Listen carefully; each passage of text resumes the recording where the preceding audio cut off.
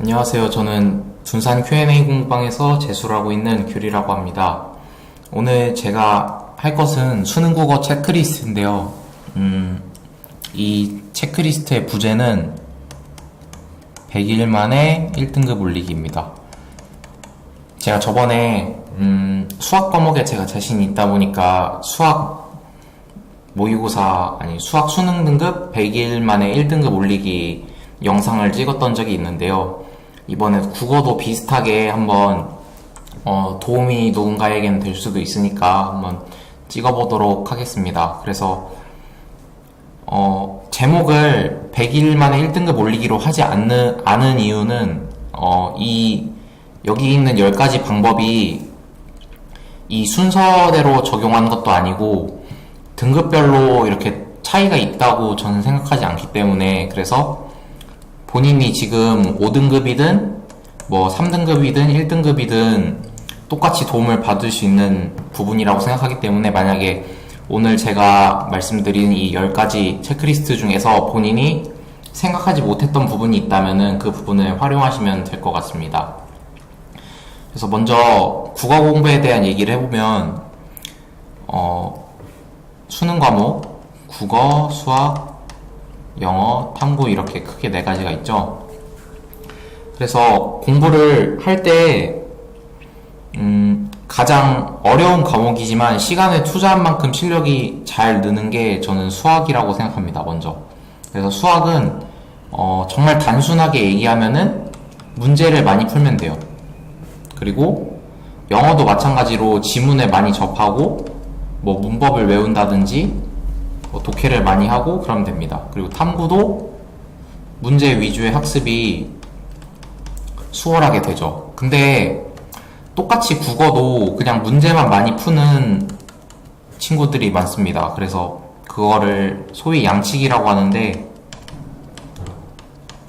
그래서 양치기라 함은 그냥 국어책을 이렇게 잔뜩 이렇게 쌓아놓고서 이거를 그냥 냅다 푸는 거예요, 다. 근데 이러면 어떤 문제가 발생하냐면 일단 첫 번째로는 이렇게 양치기만 했을 때 잘 느는 영역이 있어요. 예를 들면은 화작문 같은 영역의 경우 양치기를 하면은 나오던 문제가 똑같이 나온다는 걸 좀 느끼는 편이기 때문에 많은 학생들이, 그래서 화작문 같은 경우는 그래서 쉬운 영역으로 여겨지기도 하죠. 이렇게 양치기를 하면 잘 늘다 보니까. 근데 일부 영역, 만약에 내가 고전 시가가 약하다, 아니면은 내가 비문학이 약하다, 이런 식으로 좀 양치기만으로 채워지지 않는 영역이 있을 수 있고요. 그리고 두 번째로는 쓰는 게 좀 체계적이지가 않네요. 첫 번째로는 그런 문제가 있고, 두 번째로는 내가 양만으로 늘리는 실력에는 한계가 있을 겁니다. 분명히. 이거는 국어뿐만 아니라 다른 수학, 영어 어떤 과목이든 마찬가지인데, 양을 충분히 어느 일정 수준 이상 채우면 그 뒤로는 질적인 부분을 고민을 해야 돼요. 그래서 내가 국어 시험을 보는 데 있어서 어떠한 그 마음가짐을 가지고 있고 어떤 기술을 가지고 있고 그런 식으로 자기가 좀 국어라는 과목 자체에 대해, 국어 시험에 대해서 좀 생각을 할 필요가 있습니다. 그래서 그걸 생각할 때, 그리고 평소에 학습을 할 때 고려해야 할 부분과, 그리고 실제로 지금부터 말씀드릴 내용은 제가 물론 거의 2등급 이상으로 전 시작을 했어요. 기본적으로 책을 많이 읽었었기 때문에 2등급 이상이긴 했지만 만점이 나오는 경우는 거의 없었습니다. 지금까지 만점이 나오는 경우는 드물었고 잘 맞아봐야 95 정도 맞으면 만족하고 그랬었어요. 근데 이 10가지 과정을 저도 모르게 이렇게 반복하다 보니까 점점 실력이 물론 지금 무조건 난 국어 시험을 보면 100점을 맞는다 그 정도 수준은 아니겠지만 점점 실력이 향상되는 걸 느꼈고, 그래서 이 10가지 요소가 어떻게든 직간접적으로 제 점수에 영향을 미쳤다고 생각하기 때문에 나는 국어를 양치기 말고 또 어떤 식으로 공부를 해야 될지, 어떻게 접근해야 할지 잘 떠오르지 않는다 하면은 도움이 되실 겁니다. 그래서 각각의 요소와 제 경험과 함께 말씀을 드릴게요. 첫 번째, 이걸 이 영상을 녹화하려고 한 첫 번째 이유이자 그 가장 첫 번째 원칙일 수도 있겠습니다. 모든 문제가 내용일치다. 이거는 무슨 얘기냐면, 국어 시험을 보면 정말 다양한 유형이 있죠. 뭐 보기도 있고, 아니면은 윗글에 대한 설명으로 옳은 것은 이런 것도 있고, 뭐 시에서 이렇게 기억 써놓고 기억에 대한 설명으로 옳은 것은 이렇게 돼 있죠. 이렇게 수많은 유형이 있는데, 그리고 뭐 문법 문제 이렇게 비교해서 푼 문제도 있고요. 근데 이 수많은 유형에서 공통점이 있습니다. 그 공통점이 바로 뭐냐면은 근거가 확실하다는 거예요. 이거는 무슨 얘기냐면, 국어 시험이라는 것 자체가 국어가 하나의 언어잖아요. 그래서 이 언어다 보니까, 언어면 결국 어떤 일정한 생각을 담게 돼서 이 머릿속으로 생각해서 푸는 문제를 내게 되면은 개인마다 의견 차가 있을 수 있죠. 그래서 수능 국어에서는 정확히 근거가 제시가 됩니다. 그래서 이 문제 유형들이 다양해 보이지만 결국에는 이 모든 유형이 내용일치로 이렇게 종합될 수 있는, 이렇게 귀결될 수 있는 부분이 있다고 생각을 해요. 그래서 제가 지금까지 실력이 조금씩이라도 늘었을 텐데, 이 느는 과정에서 제가 제일 처음에 이 내용일치에 관한 생각을 했을 때, 국어시험 전체에서 내용일치 문제가 한 50% 정도 되지 않을까 생각을 했어요, 처음에는. 그러다가 실력이 늘면서 이 문제는 내용일치 문제라고 할 수 있다 라고 말할 수 있는 게 거의 지금은 90%까지 늘어났습니다. 이건 무슨 얘기냐면은, 내용일치라고 할 수 있는 그 범위가 늘어난다는 뜻인데요. 이게 직접적으로 물론 이렇게 문장이 똑같이 일치되는 경우도 있지만, 그렇지 않더라도 이 뭐 단어와 단어가 일치된다든지, 아니면 이 문장 구조가 일치된다든지, 뭐 기억을 물어봤더라도 이 기억만 이렇게 따서 보는 것이 아니라 기억 주변에서 일치된 부분을 찾는다든지, 이런 식으로 모든 문제가 내용일치다라는 깨달음을 점점 더 확고하게 얻게 된 것 같아요.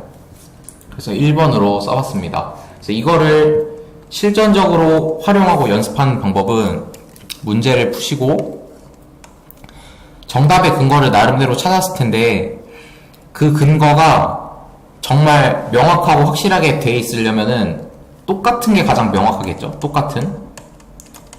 그래서 정답인 선지와 지문을 보면, 이게 뭐 문법이든지 비문학이든지 문학이든지, 이 정답인 선지와 정말 토시 하나 안 빠지고까진 아니지만 완전히 똑같은 문장인데 다르게 좀 더 형태를 바꾸거나 뭐 단어를 바꾸거나 해서 다르게 써놓은, 근데 결국에 이렇게 비교해놓고 보면 똑같은 문장이 있습니다. 이 똑같은 문장을 찾아주세요. 그래서 이걸 찾는 게 바로 국어에서의 내용일치입니다. 그래서 여기에서 좀 더 확장된 내용인데, 이 문장과 이 문장이 일치한다는 것은 이 안에 있는 요소, 단어들이 같다는 거죠. 그래서 단어 실력이 단어를 많이 하는 게 국어 실력이 중요하다고 하는 이유가, 이 단어가 여기에 뜻은 같은 뜻으로 사용될 수 있지만 다른 단어로 바꿔서 나오는 경우가 있기 때문에, 그래서 단어의 풀이 넓으면 좀 더 이 일치 내용을 찾기가 쉬울 겁니다. 그래서 모든 문제가 내용일치다, 첫 번째고요. 다음, 푸는 순서를 정확히 정하셔야 돼요. 이거는 시간 관리와도 밀접하게 나중에 연관이 되는데, 푸는 순서를 정확히 정한다는 거는 뭐 주변에서 얘기를 많이 들었을 거예요. 이때뿐만 아니라. 그래서 저는 풀이 순서가 어떻게 되냐면은,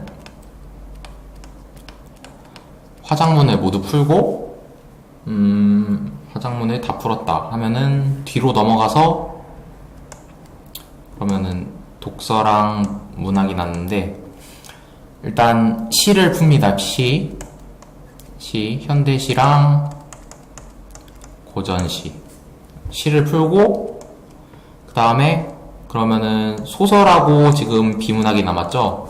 이 중에서 비문학을 먼저 봅니다. 근데 비문학을 보면은 지문이 짧고 문제가 몇 개 없는 그런 비문학이 있고, 지문이 요새 복합 지문도 길고 문제가 여러 개인 그런 게 있습니다. 그러면은 이 짧은 거 중에서도 특히 답이 딱 떨어져서 금방 풀 수 있을 것 같은 그런 비문학을 먼저 풀고, 이걸 먼저 풉니다. 그리고 그 다음에 이 소설을 다시 돌아가서 소설을 풀고, 근데 이 소설을 풀 때도 소설 중에서도 좀 짧고 쉬운 소설, 만약에 고전하고 현대 소설이 있는데 그 중에서 뭐 고전 소설이 더 답을 내기 쉽게 나왔다면 고전을 먼저 풀고, 그리고 짧은 뭐 산문이라든지 그런 거를 풀고, 그 다음에 어려운 비문학을 풀고, 이 어려운 비문학 중에서 답이 헷갈리는 3점짜리 그 보기 어려운 문제, 그걸 일단 남겨두고, 이런 게 남을 수 있겠죠? 남지 않으면 다 푸는데 보통 남아요. 남기고, 그 다음에 소설 긴 거를 천천히 읽으면서 여유있게 풀고, 마지막으로 이 어려운 비문학의 3점짜리를 풉니다. 이렇게 좀 어떻게 보면은 되게 왔다 갔다 하는 것처럼 보이실 수도 있지만, 이거는 제가 여러 번의 시행착오를 통해 찾아낸 최적의 방법이기 때문에, 근데 이 최적의 방법이라고 이렇게 풀라는 건 아니고, 제가 이렇게 했듯이 본인만의 최적의 순서와 그 방법을 찾으시기를 권하기 때문에 이렇게 얘기를 해봅니다. 그래서 이거를 그러면 이 순서를 어떻게 찾냐? 일단 전 그렇게 생각했어요. 일단 첫 번째 원칙은 시간이 적게 걸리는 거.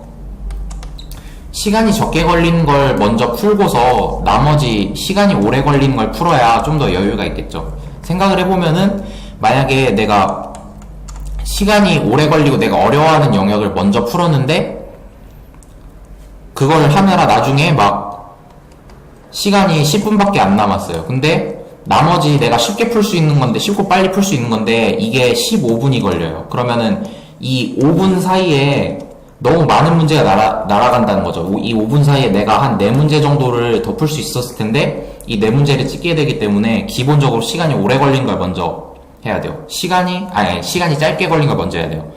시간이 짧게 하는 걸 먼저 풀면은 나중에 뭐 이 시간이 오래 걸리는 게 45분 동안 풀어야 될 양이었는데, 먼저 물론 풀기 전에 그걸 알 수는 없지만 내가 40분밖에 시간을 확보하지 못했어요. 그렇다 하더라도 이 5분 동안 내가 풀지 못하는 문제는 뭐 한 문제에서 많아봐야 2문제일 테니까 그만큼 손실이 적다는 거죠.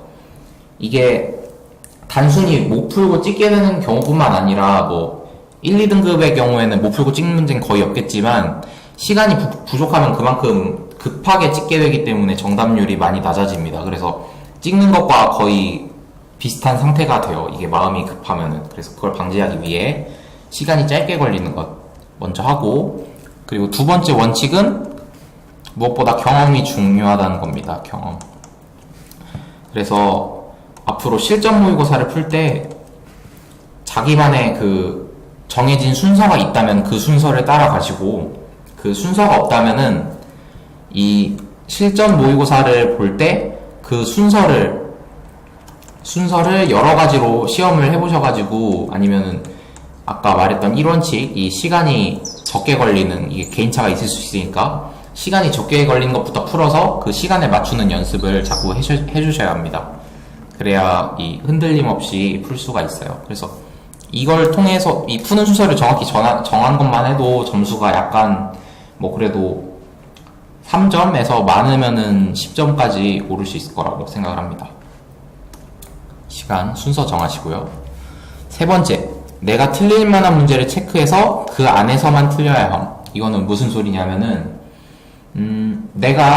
이거는 제가 1등급이 고정으로 나오는 실력일 때 굉장히 도움을 많이 받았는데요.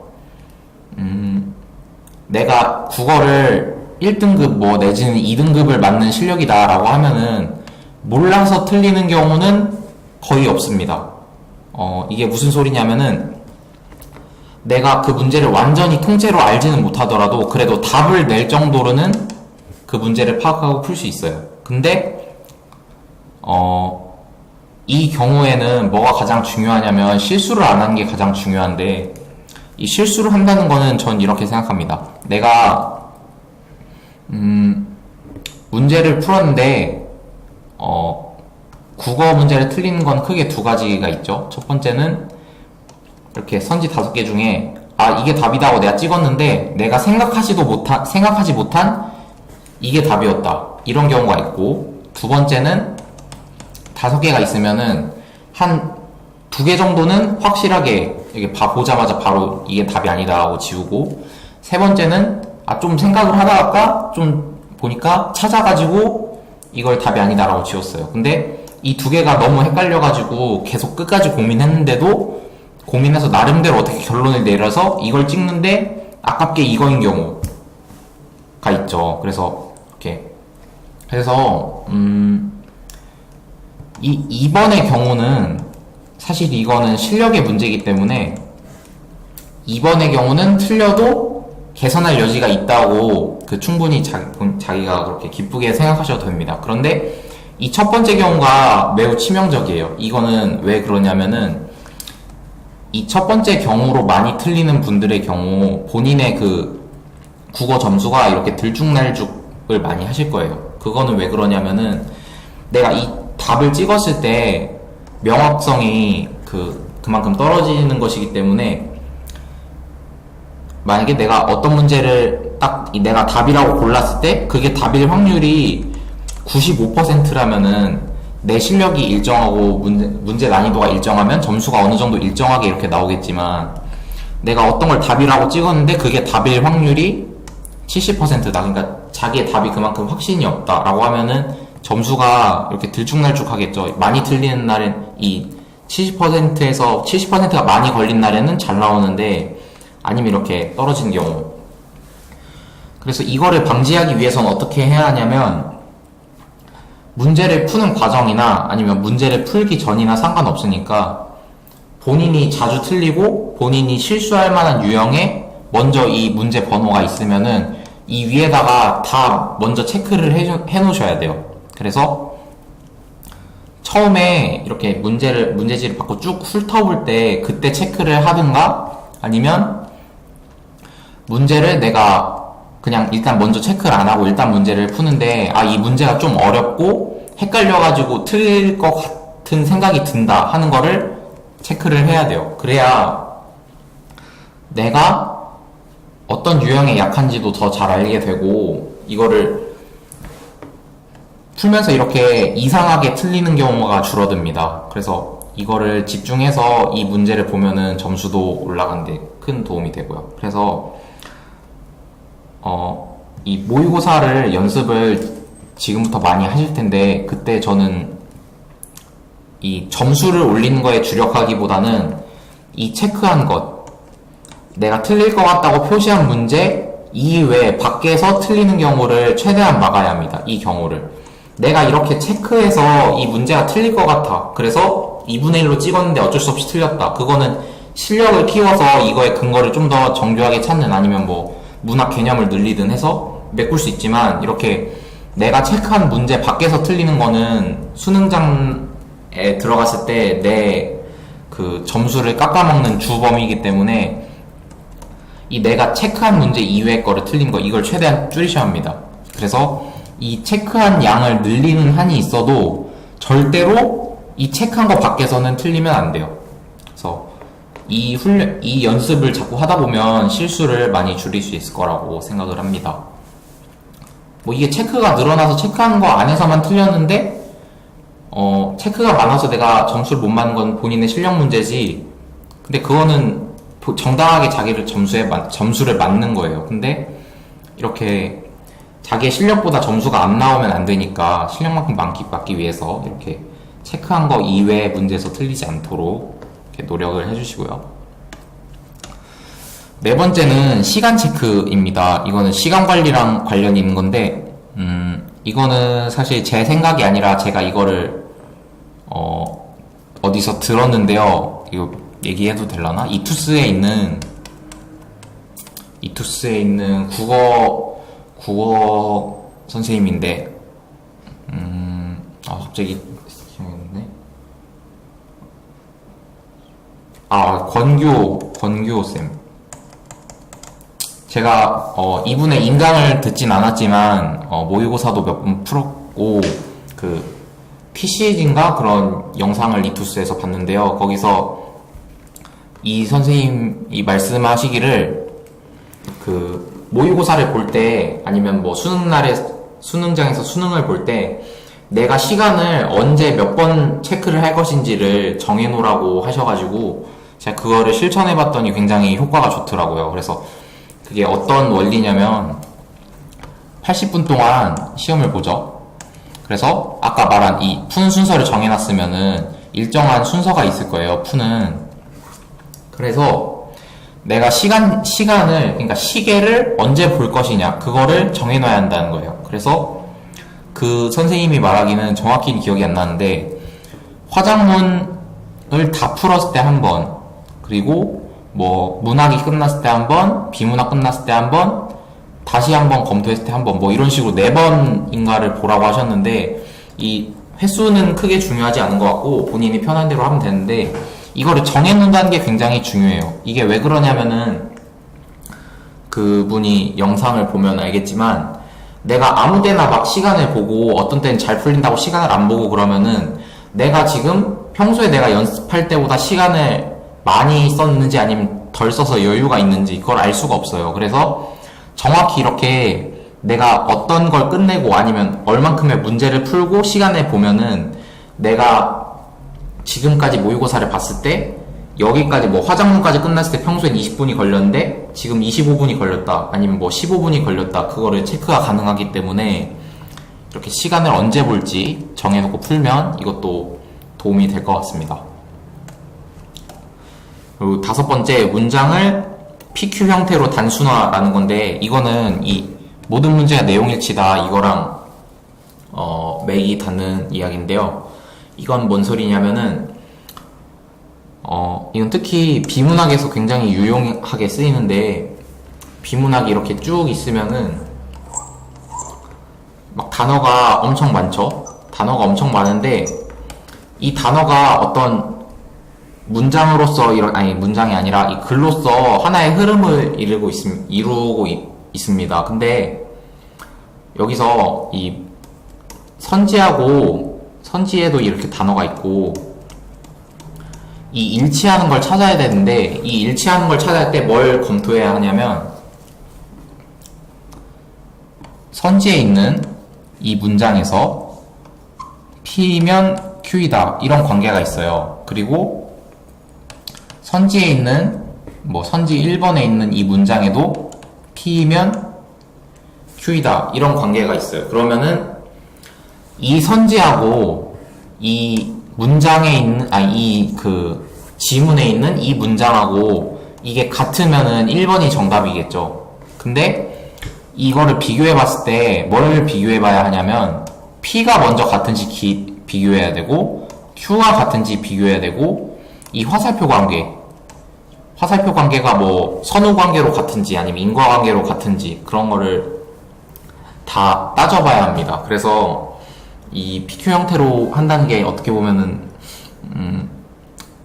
풀이법의 거의 전부일 수도 있는데 이거를 PQ 형태로 단순화해서 생각하면 뭐가 좋냐면은 이 부분을 놓칠 일이 줄어들어요. 이거를 설명하기가 좀 어려운데 실수를 많이 하는 친구들을 보면은 어떤 경향이 보이냐면은 지문이 있고 선지가 있어서 이 선지를 판단하는 데 있어서 이거를 정확히 선지에 있는 요소, 선지에 있는 P 요소, Q 요소, 그 둘의 관계 요소 이렇게 3가지 요소를 나눠서 생각하지 않고 이 선지를 일단 뭉뚱그려서 봅니다. 이런 뭔가 좀 인상 아니면 느낌으로 이렇게 받아들이고 이 지문을 이렇게 딱 문단별로 나눠준 다음에 그 문단의 중심 문장 아니면은 세부 내용을 설명하는데 이 문장이 좀 중요할 것 같다면 그걸 체크를 해서 그 부분에 있는 P, Q, 그 관계 이걸 찾아서 이것과 이것을 요소별로 이렇게 비교를 해줘야 되는데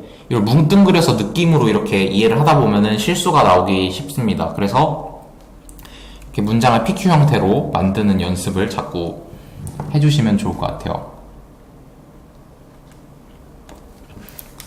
다음 리트 정보량 체험인데요. 이거는 제가 작년에 고3 한 7월 8월쯤에 그 오르비라는 사이트에서 오르비에서 라삐라는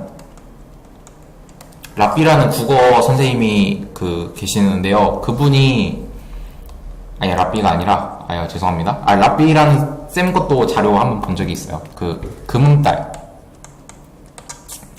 금음달이라는 그 선생님이 리트 자료를 올리신 적이 있어요. 그래가지고 그거를 처음으로 풀어봤는데 풀고서 굉장히 놀랐던 게 뭐냐면은 수능 지문을 이렇게 보다가 리트 지문을 보면은 이게 리트 지문을 보면은 수능은 글이 약간 이렇게 써 있는 느낌이고 리트는 막 이렇게 써 있어요. 이게 뭔 소리냐면은 참고로 리트는 비문학 훈련을 할 때 보는 그 내용입니다. 법학 적성 시험인데 이게 무슨 소리냐면은 정보량 자체가 리트가 훨씬 많습니다. 훨씬. 그래서 똑같이 A4 한 장 분량의 수능 지문과 리트 지문이 있다면 리트 지문에 있는 정보가 한 3배 정도 될 거예요. 아까 말했던 그 PQ 형태로 이렇게 문장 PQ 형태로 이렇게 쭉쭉쭉 뽑았을 때 1번 PQ, 2번 PQ 이렇게 쭉 뽑았을 때 리트 지문이 정보량이 한 2배에서 3배 될 겁니다. 그만큼 어떻게 보면은 하드 트레이닝이 된다는 건데 이게 역으로 생각하면 어떤 효과가 있냐면 리트 지문으로 그 정보를 처리하고 내가 정리하는 훈련을 하다가 수능 지문을 보면은 굉장히 글이 널널하다는 느낌이 들어요. 그래서 내가 만약에 리트 지문을 읽고서 분석하고 내 머릿속에 정리하고 그 내용을 받아들이는데 3분 정도가 걸린다. 그러면은 수능 한 지문을 같은 비슷한 분량의 수능 지문을 이해하는 데는 1분이면 충분합니다. 1분이면 모든 내용이 머릿속에 싹 다 들어와요. 그래서 리트로 좀 땀 뻘뻘 흘리면서 힘들게 보다 보면은 수능 지문을 봤을 때 수르륵 하고 쉽게 읽히는 느낌이 들 겁니다. 그래서 만약에 내가 평소에 어려운 과학 지문이나 기술 지문 그런 걸 좀 어려워한다. 그래서 새로운 정보가 나왔을 때 처리하는 게 좀 힘들다 하면은 리트로 한번 훈련을 해보시는 걸 권합니다. 근데 3등급 이하는 추천하지 않아요. 너무 어려워가지고 효과가 없을 수 있습니다. 그래서 2등급이나 1등급인 경우에 리트로 이렇게 한번 경험을 해보는 것도 리트로 수능 준비를 하는 건 물론 안 되지만 수능 기출문제도 같이 해야겠지만 리트를 한 번쯤 경험해보는 건 나쁘지 않다고 생각합니다. 됐고요. 다음 7번 기본 문학 모음 참고서 정독인데요. 이거는 배경지식의 문제입니다. 배경지식. 저 같은 경우에는 어렸을 때부터 저희 아버지 공부방이 아니라 학원 교습소 그런 데 가면은 책장에 고등학교 이렇게 문학 참고서 있잖아요. 그래서 그런 게 많이 꽂혀 있어서 그거를 보고서 잘하다 보니까 그리고 평소에 책을 많이 읽다 보니까 문학 작품을 보더라도 이게 봤던 작품이다라는 게 많이 느껴지고 별 무리가 없었는데 이 기본 문학 작품을 잘 모르는 그 경우에는 어떤 문학 작품이 나왔을 때 이거를 이해하는 능력이 부족할 뿐더러 EBS에 나온 문학 작품이 아니면 굉장히 낯설어하는 경향이 있어요. 그래서 이거를 해소하기 위해서 평소에 기본 문학 모음 참고서 18종 교과서라든지 아니면은 되게 시리즈가 많던데 어쨌든 그렇게 이 문학만을 위해서 이렇게 현대시 이렇게 붙어있고 현대소설 붙어있고 이렇게 문학 시리즈로 돼 있는 책 평소에 정독하시면 아는 작품도 늘어날 뿐더러 낯선 작품을 봤을 때 이거를 어느 정도 범주에서 내가 판단을 해야 되고 어떻게 낯설지 않게 쉽게 받아들일 수 있을지 그런 능력이 좀 배양되기 때문에 추천드립니다. 정독. 8번째, 매산비인데요. 매산비를 제가 예전에도 한번 풀었었던 적이 있는데, 이 매산비가 우리에게 주는, 매산비는 그 매일 세 지문씩 비문학을 풀자는 그런 책인데, 여기서 매일 국어를 한다는 거에 그 의의가 드러납니다. 매일 국어를 한다는 거는, 국어가 아까도 말했다시피 기본적으로는 언어이기 때문에 매일 하지 않으면은 그게 녹슬 수밖에 없어요. 물론 우리가 평소에 계속 한국말을 쓰고 하고 있지만, 이렇게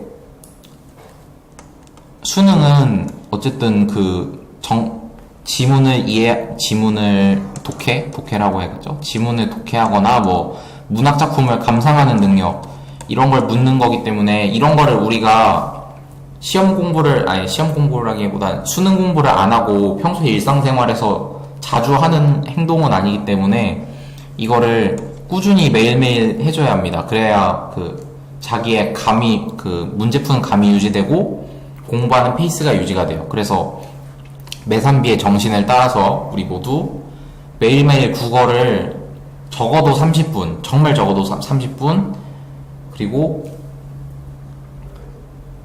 1시간에서 1시간 반 정도는 매일 국어를 풀거나 아니면은 뭐 아까 말했던 이 문학모음 참고서를 읽거나 해주셔야 합니다. 그래야 수능 때까지 그 페이스를 유지하기 쉬울 거예요.